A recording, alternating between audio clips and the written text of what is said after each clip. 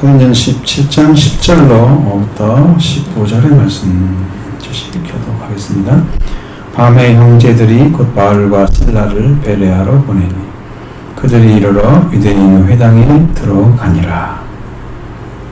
베레아에 있는 사람들은 데살로니가에 있는 사람들보다 더 너그러워서 온전한 마음으로 말씀을 받고 이것이 그러한가 하여 날마다 성경을 상고하노니 그 중에 믿는 사람이 많고 또 헬라의 귀부인과 남자가 적지 아니하나.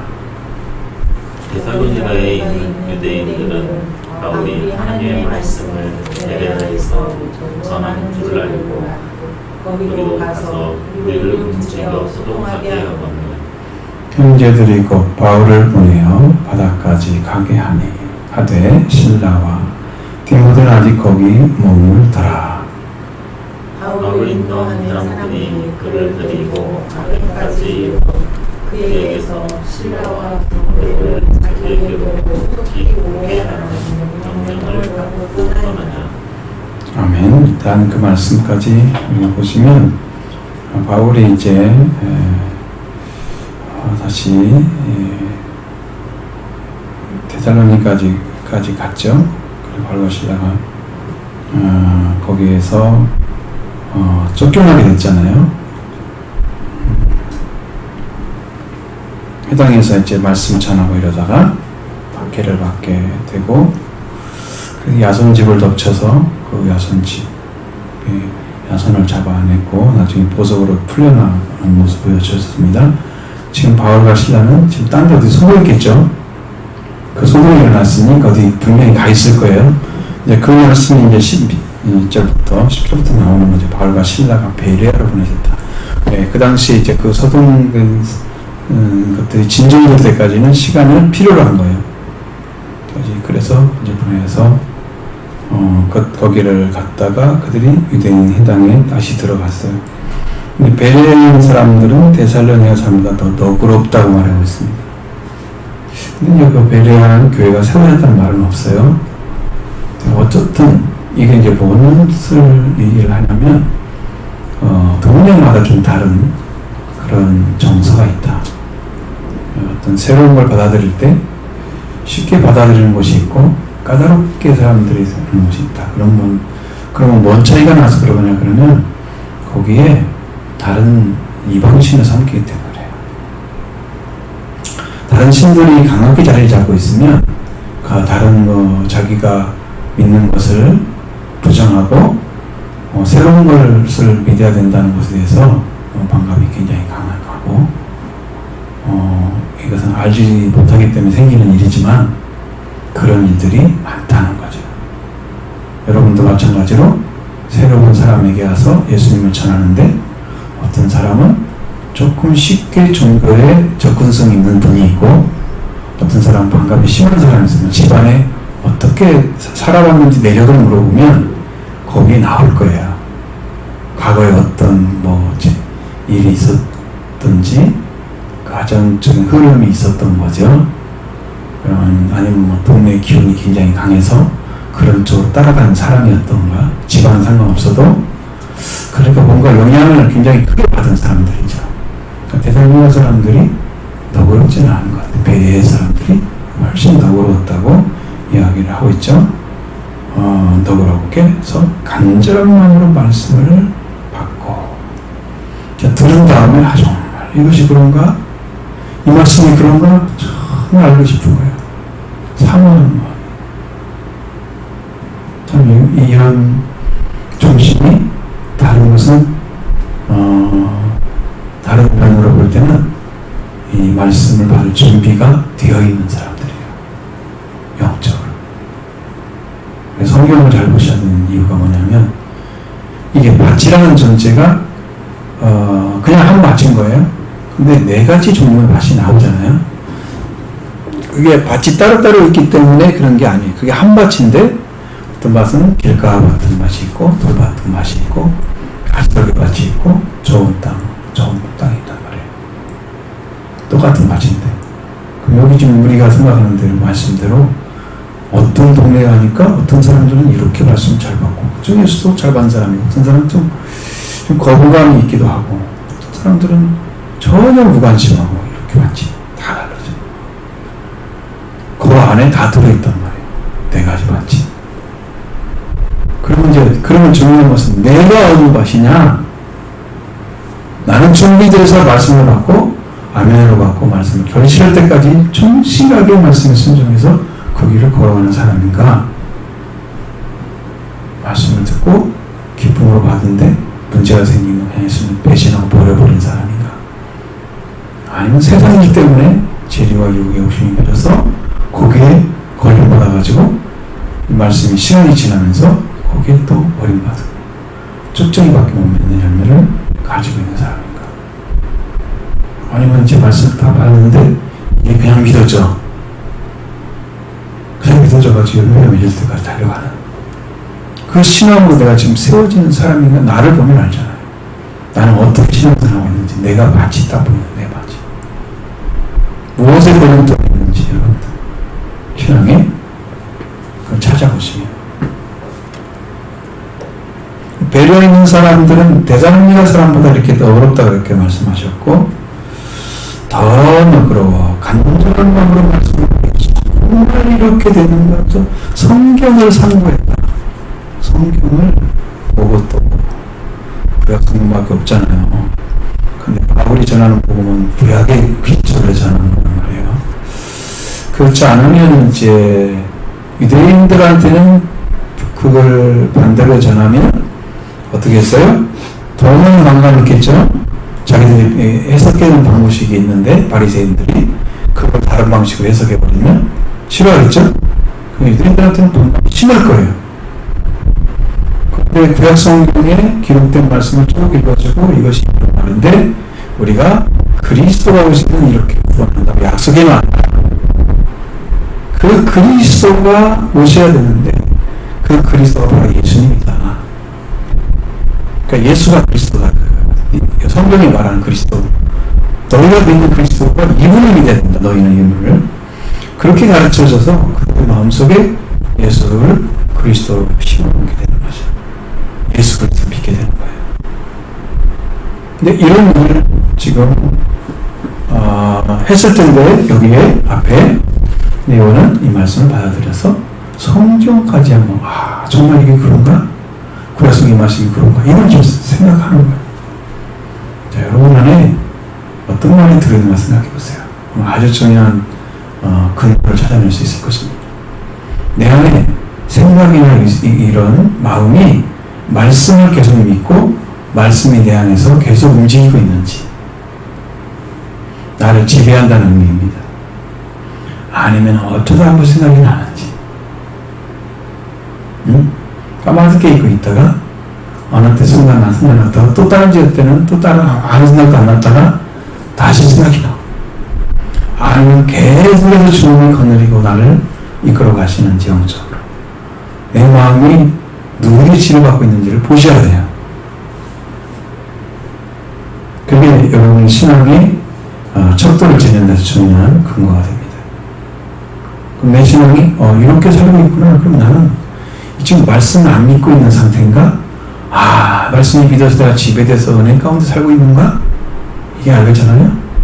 그럼 거기서 회개할 길을 찾을 수 있죠. 은혜 가운데 들어간 사람들은 회개의 길을 더 빨리 걸어갈 것입니다.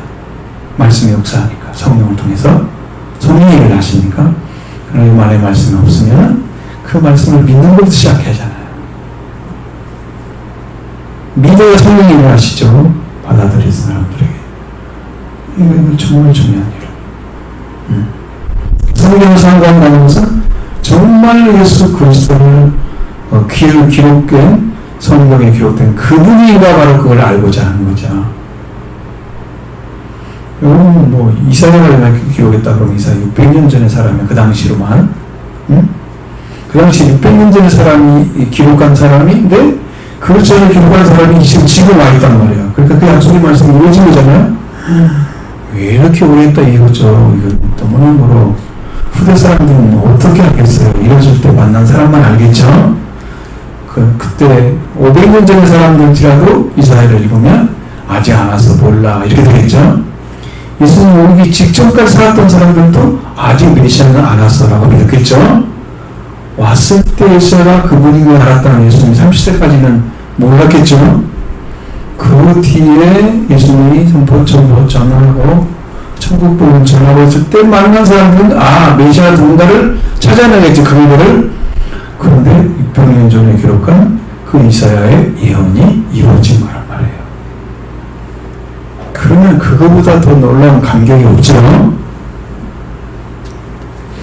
예수가 그리스도인 것을 찾아내는 사람은 정말 아주 복된 사람인 거예요.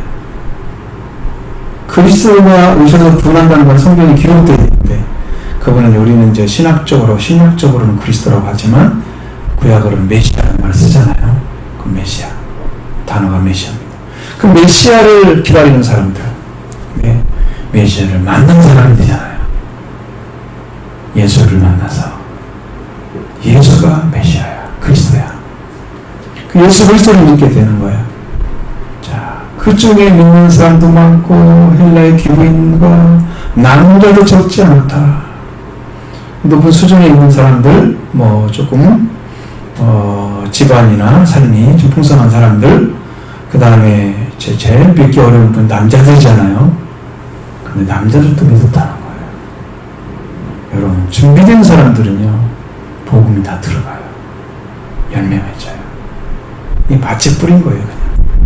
바울이 언제 갔단 말이 없잖아요. 지금 처음 간 곳이잖아요. 그런데 그곳에 뿌렸는데 어떤 사람은 받아들이고 어떤 사람은 안 받아들이고. 준비된 밭이 있죠? 여러분, 어떤 맛인가를 보십시오. 이 사람은 그냥 받아들였습니다. 믿지 않은 적자. 남자도 받아들였습니다. 남자가 진짜 믿기 어렵거든요. 근데 제대로 믿는 사람들은 남자가 제대로 믿죠. 의지도 강하고 이런 사람들. 한 번 정하면 끝까지 가는 사람들 있죠. 그게 진짜 믿는 거예요. 그 대단히 있는 유대인들은 바울이 하는 말씀을 배려해서 저도 저를 알고 또 거기에 있는 유대인들이 가서 무리를 움직여서 또 소동을 하게 하는 거야.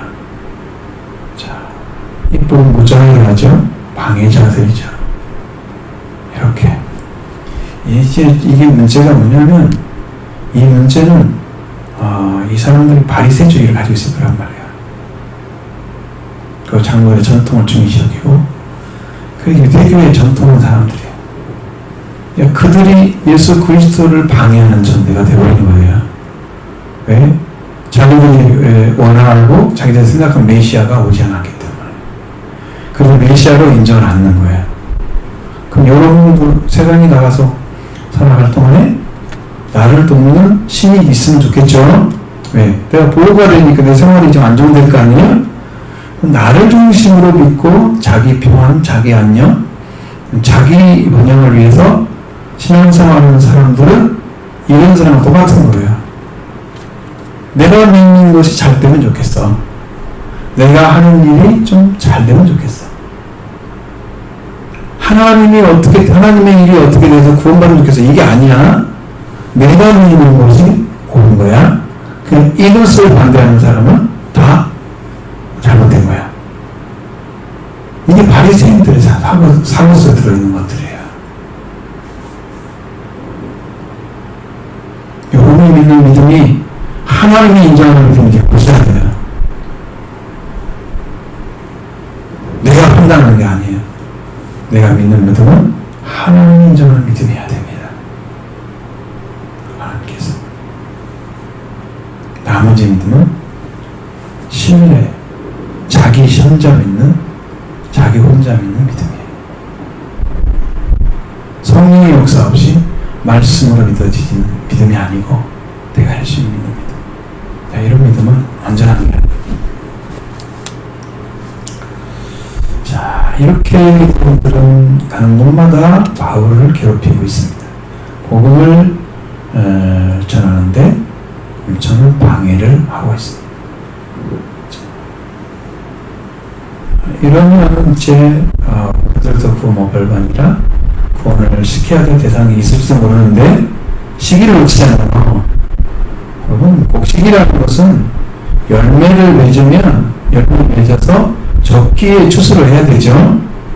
그러면 다 버리잖아요. 못 먹잖아요. 홍련도 있고 홍장도 6년근이어야 돼요. 넘어가면 안 돼요. 더 일찍 해도 완전한 게 아니에요. 6년근 홍장만 제대로 된 거예요. 우리가 어떤 것이든지 간에 잘 익어서 열매를 딸 때 따야 되잖아요. 그러지 않으면 그 필요 없잖아요. 돌리는 것도 문제고 너무 익어가지고 이제 버리게 돼서 먹는 얘기였다. 이 적기가 있는 건데 지금 복음을 전해서 그 벨기에 지방에 있는 사람들이 많이 있을 수가 있을 건데 그걸 방해를 해서 못하게 만들어버리는 씨도 뿌리지도 못하게 하고 구원도 못하게 하는 이걸 방해하고 있는 사람들은 뭐냐 말이야.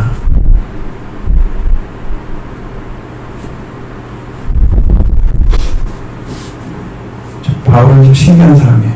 나중에 보면요 유대인들이 아무리 방해해도 유대인들 향해서 형제라고 불러요. 자기 동족이 제가 이제 어저께 그 신명을 알았는데 어떤 것이 보여지냐면 예수님이 자기가 죽지 않으면 인류가 구원받지 못한다는 사실을 아신 거예요. 그래서 그 마음에서 이제 겟세마네 동산에 올라가는데 제들한테 오잖아. 내가 지금 마음이 너무 상해서 죽게 되었다. 마음속에서 그렇게 힘든 마음을 가지고도 아버지들 순종해드리는 사람이었어. 그런 믿음을 가진 그런 자리에 서 있었어요. 예수님이. 내가 내 생각이 올바르게 돌아오지 않으면 누가 말씀에 좀 살아서 세워지지 않으면 일을 할 수가 없구나. 어떤 사람이 TV에서 보면 어떤 일을 해내요. 그러면 쭉 이야기를 들어보면 기가 막힌 걸 발견합니다. 이 사람은 시작할 때부터 이 열매를 맺어야지, 난 이렇게 만들어야지를 꿈을 꾸고 있었던 거예요. 마음에서 그 의지가 꺾이지 않고 어떤 일도 뚫고 나갔던 그 불굴의 의지 같은 그런 사람이 이 일을 마치면서 탁 얘기하는 거예요. 내가 이렇게 했기 때문에 이렇게 살아왔는데 이런 열매를 맺었습니다. 우리도 하나님의 약속은 말씀이 있잖아요. 말씀을 이렇게 열매맺는 약속이 났잖아요. 그걸 붙잡고 여러분 마음속에서 늘 차고 있으면 그것이 성령의 삶에서 그렇게 이루어진다는 거죠. 그것을 안 믿으니까 하나님 일을 안 하시는 거죠. 불신자를 또 그걸 알고 있다니까요. 이런 중심으로 살아가니까 이 일이 이루어지더라는 거예요. 내가 그게 보였어요. 하나님이 살짝 가르쳐 주는 거예요. 봐라, 이렇게 해서 이루어지는 거예요. 여기서 기도하면서는 예수님이 어떤 마음으로 하나님께 기도하고 그를 위해서 하면서 어떻게 고민했으면 내가 죽게 되었다, 고민하여 죽게 되었다고 이해할까? 마음속에 얼마나 많은 범민이 쌓여서 어떤 그걸 다 참으면서 저희한테 얘기한 게 한마디도 모르지 않은 무슨 말인지. 예수님이 죽지 않으면 한 사람 살릴 수 없다는 것을 주님은 알고 계셨던 거예요. 그 마음이 느껴지는 거야. 예수님 이렇게 가셨군요. 이런 마음으로 사시면서 이렇게 아버지를 순종해야 되는 거예요. 이제 이것이 이해가 되는 거예요. 주님 마음이다. 주님 마음이 이렇구나. 그 마음 중심을 뭘 가지고 있었지 지금까지? 나는 무슨 마음으로 살아왔지? 무슨 생각에 마음을 맞추고 생각을 갖다가 세워놓고 목표를 향해 달려왔을까? 부끄럽죠. 말씀을 세우시기 바랍니다. 확신된 말씀 세우시기 바랍니다. 주신 말씀 세우시고 달려가시기 바랍니다. 거기서 이루어지는 거예요. 성령이 일하셔서 달려가는 거예요. 이게 꿈이 같아요.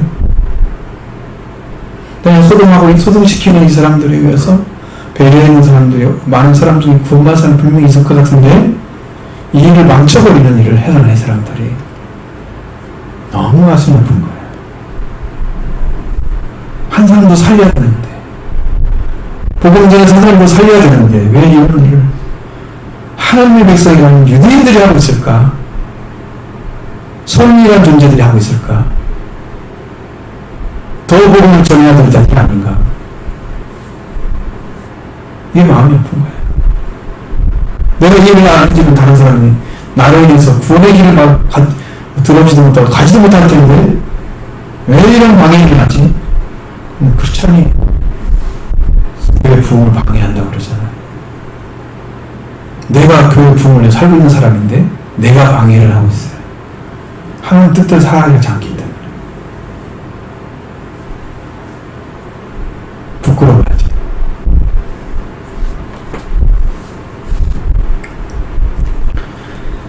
그래서 형제들이 이제 바울을 잡잖아요. 바울을 내보내면서 바다까지 가게 하였습니다. 그러니까 사람들하고 이 정도로 데려간 거예요.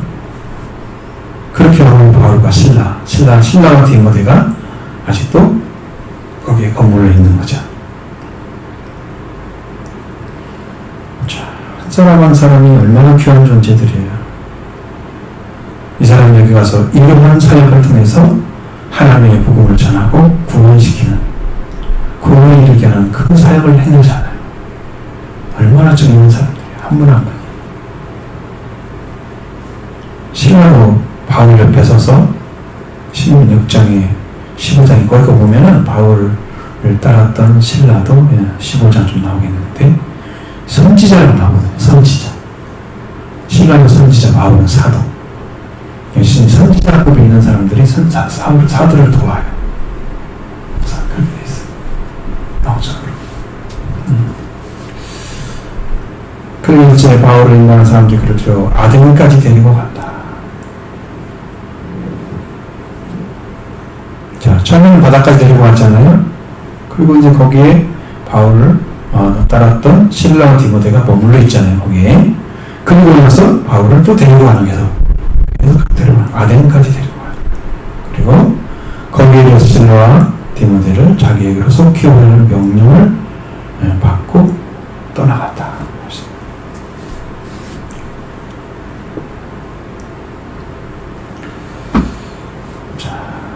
이 말씀은 이제 계속 연결이 되죠.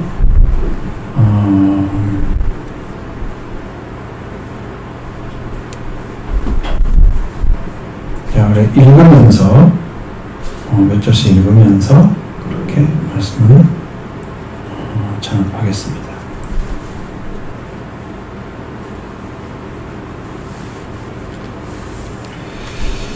자, 16절부터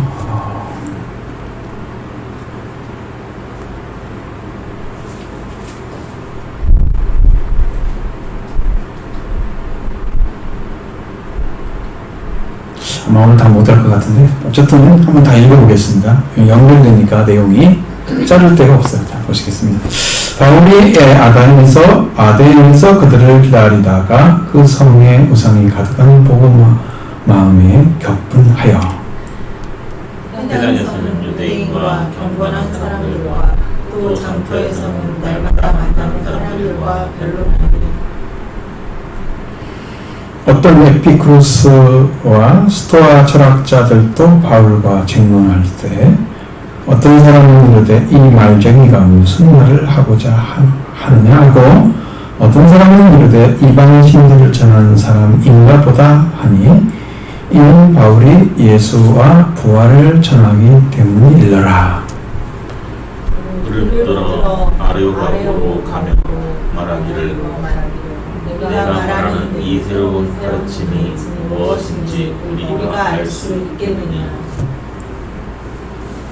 네가 어떤 이상한 것을 우리의 귀에 들려주니 그 무슨 뜻인가 알고자 하노라 하니 모든 아는 사람과 거기서 단련된 외국인들이 가장 새로운 것을 말하고 듣는 것 이외에는 달리 시간을 쓰지 않은 거더라.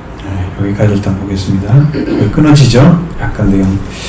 자, 바울이 아덴에서 그들을 기다리고 있었다. 누구를 기다리겠어요?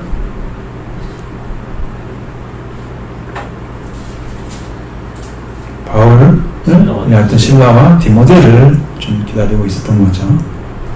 기다리고 있었습니다. 근데 그 성에 가보니까 우상이 가득 채워져 있는 것을 또 보는 거예요. 얼마나 속이 상하겠어요?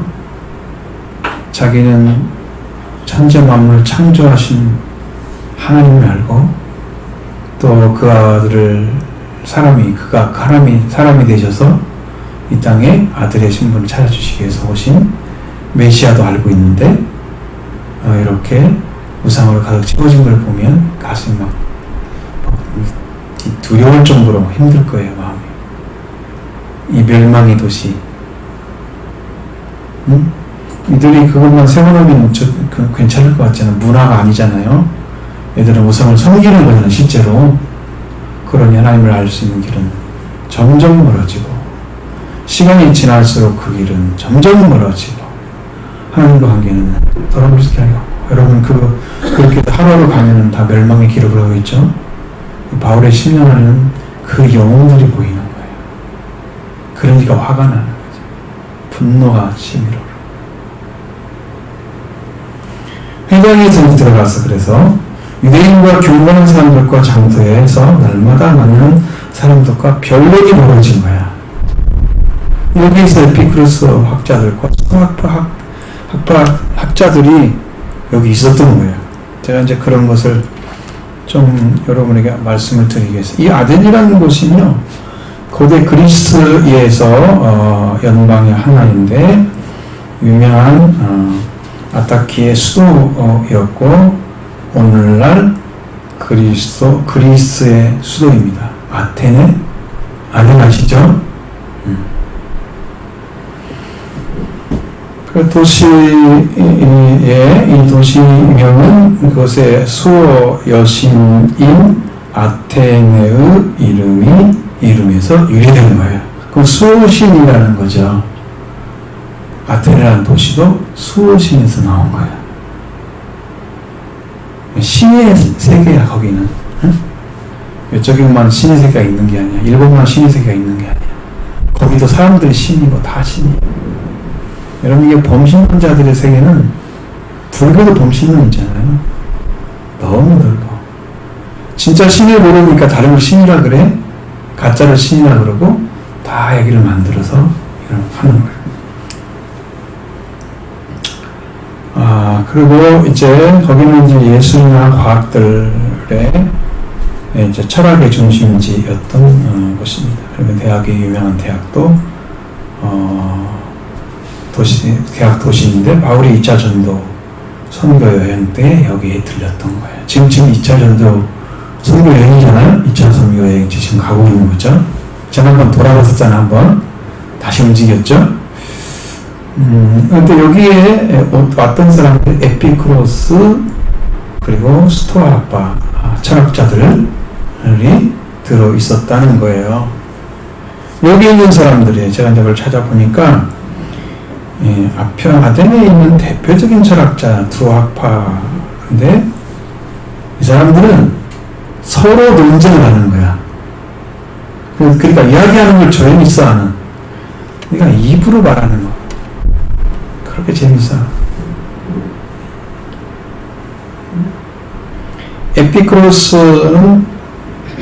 에피쿠로스가 창시한 학파입니다. 에피쿠로스라는 사람이 창시한 학파인데 무신론을 주장하는 일종의 유물론자들이었다는 거예요.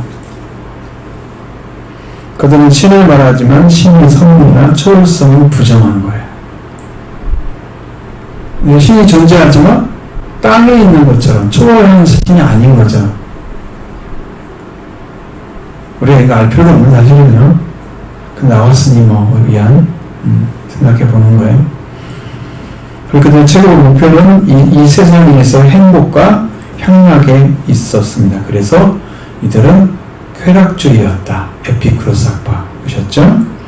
스토아 학파는 제논이라는 사람이 창시를 했는데 이 학파는 범신론을 주장했다고 합니다. 신을 세계의 정신으로 보고 신을 세계의 정신으로 보고 그리고 운명의 지배를 중시하는 사람들이었다. 그러니까 신이 사람을 지배해서 운명을 지배한다고 생각하는 사람들이야. 이거는 좀 다르잖아. 그러니까 다 이게 생각으로 지금 되는 거잖아요. 사상만 가지고 있는 거죠. 그리고 그들은 도덕을 중요시 여기고 자연을 따라서 살라고 가르쳤습니다. 많이 다르죠? 색채가 에피쿠로스와 스토아가 장면이 다릅니다. 그들의 최고의 목표는 이성지상주의였습니다. 이 사고가 최고의 가치를 가진 것처럼 생각합니다. 스토아파예요. 이런 사람들이 바울한테 보는 거예요. 쟁론을 하면서 싸우는 정도로 지금 한 거죠. 쟁론을 하면서 논쟁을 싸울 정도로 거의 막 싸움 수준의 논쟁을 펼치고 이렇게 토론하는 것처럼 이렇게 하는 게 아니야. 조용하는 게 아니야. 그럼 이 말쟁이가 무슨 말 하고자 하면서 이방신들을 전하는 사람들보다 하는 사람도 있고, 바울이 부활을 전하기 때문에, 예수의 부활을 전하기 때문에 그런 일이 벌어졌다. 그러니까 전혀 들어오지 못했던 이야기를 하고 있다. 이방신. 그들이 보기에는 자기들이 믿는 게 주신이고 바울이 전하는 이방신이 되는 거죠. 그래서 여러분, 기준이라는 게 아주 중요합니다. 여러분이 예수님을 그 기준으로 보지 않고 그 기준이 이것도 괜찮고 저것도 괜찮고 그렇게 사고가 넓어져 있으면 예수 그리스도를 믿는데 이 사람의 사고는 아주 혼돈될 가능성이 높고, 그 다음에 그 예수 그리스도를 정확하게 찾아내지 못하는 신앙을 가지고 있습니다. 근데 예수 그리스도를 정확하게 알고 있는 사람만은 만난 사람들이에요. 성령이 해주신 일을 다 알고 있죠. 자기 안에 이루어진 거. 그래서 여기는 논쟁의 대상이 아니에요. 예수 그리스도를 믿는 것은 논쟁의 대상이 아니에요. 예수님 부활을 전해야 되죠. 아주 짧게 얘기했어요. 근데 그들을 들어서 아레아바고로 데려고 갔다 그랬죠. 아레아바고는 아레스. 아레스 언덕이라는 뜻입니다. 아레아바고. 아레스 언덕. 이건 뭐냐면 헬라의 우레와 전쟁신, 이 이름이 아레스. 그래서 아레스 언덕. 그래서 아레오바고. 아테네에서 한 북서쪽으로 한 115km 정도 높이 있는 석회암 언덕이라고 합니다. 아레오바고 데려갔어요. 여기서 이제 회의나 그런 재판 같은 것도 많이 열렸다 그래요. 헬라 사람들한테는. 우리가 여기를 데리고 가서 어떻게 하려고 그런 거예요? 재판을 하거나 뭐 하려고 지금 데려간 거예요. 아레아바고. 그냥 데려간 게 아니에요. 그래서 네가 무엇을 말하는 이 새로운 가르침이 무엇인지 우리가 알 수 있겠느냐? 그를 붙들어 아레아바고로 가면서 이렇게 묻습니다. 네가 어떤 이상한 우리에게 귀에 들려주니 무슨 뜻인지 우리도 알고 싶다. 알게 될지 안 될지는 모르지만 그런 생각하고 있었던 것 같아요. 아덴 사람들이 못 아는 사람과 거기서 나그네 외국인들이 가장 새로운 것을 말하고 듣는 것 이유는 달리 시간을 쓰지 않다. 뭔 말인지 알겠죠? 새로운 의견이나 새로운 학설이나 사상이 나오면 거기에 대한 시간을 쓴다는 거야. 새로운 것에만. 옛날 것에는 시간을 쓰지 않는단 말이에요. 얼마나 새로운 걸 좋아하는지 알겠죠? 새로운 사상을 듣고자 해서 모이는 거지, 거기에. 사람들. 나는 예수 그리스도 외에는 관심이 없는 거예요. 새로운 사상이 왜 필요해요? 예수 그리스도 한 번만 다 끝나지.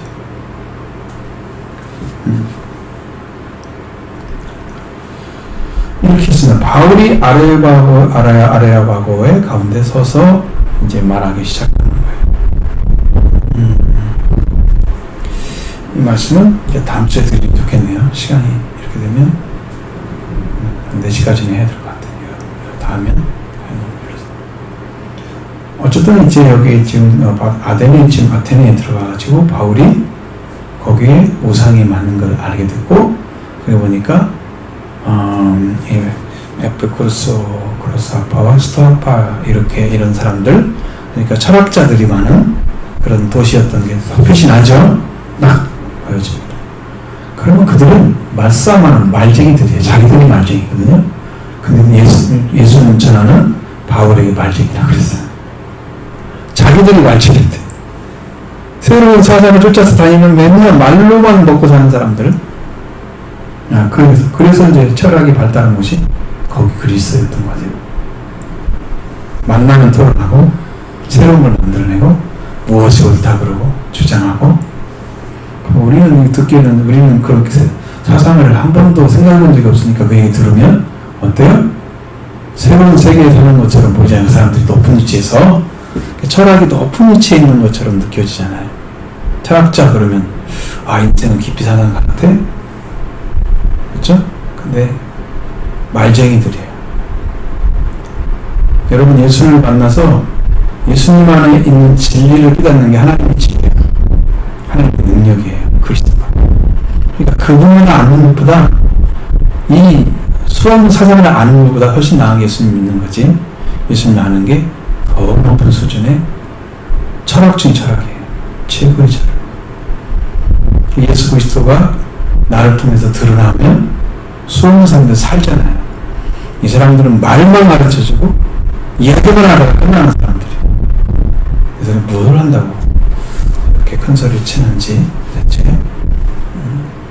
그러면 자기들이 네가 알고 있는 게 무엇인지 새로운 건데 우리도 좀 알고 싶다.